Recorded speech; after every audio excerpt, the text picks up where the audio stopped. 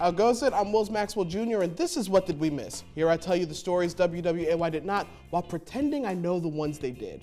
A Minnesota couple has landed on an extreme solution after being isolated from the rest of the state. Karen and Paul Colson run a resort in Minnesota's Northwest Angle, or The Angle, as the cool kids beg me not to call it. The only way in and out of the Angle is a Canadian highway which has been shut down ever since Canada used the pandemic as a reason to finally keep Americans out. Without that highway, the Colsons have no way to welcome visitors to their resort, but nothing is impossible if you have a Chevy pickup and a dream. I thought it was kind of crazy. They plowed a 22-mile ice road. It's like that old saying goes, when God closes a door, just plow a 22-mile ice road.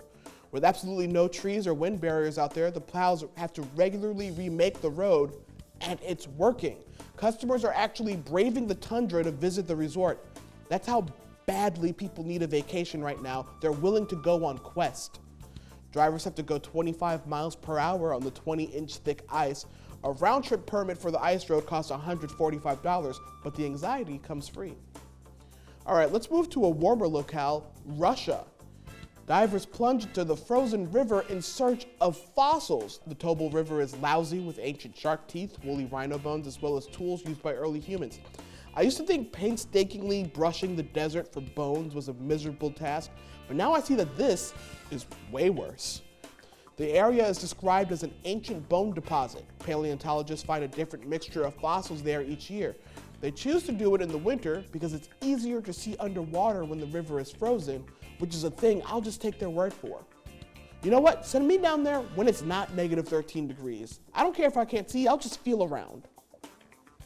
Now, I'll surprise none of you to learn that I am a huge fan of science fiction. I grew up on literary classics like I, Robot, Journey to the Center of the Earth, the novelization of Men in Black 2. My favorite author growing up was H.G. Wells, the legend behind War of the Worlds, The Invisible Man, and The Time Machine. Those were the actual titles, Invisible Man, Time Machine. They hadn't been taken yet. I love H.G. Wells so much, I once pitched a TV series where I would narrate his story. It's called Wills on Wells. Imagine how delighted I was when I learned he was being honored on a new coin from the Royal Mint.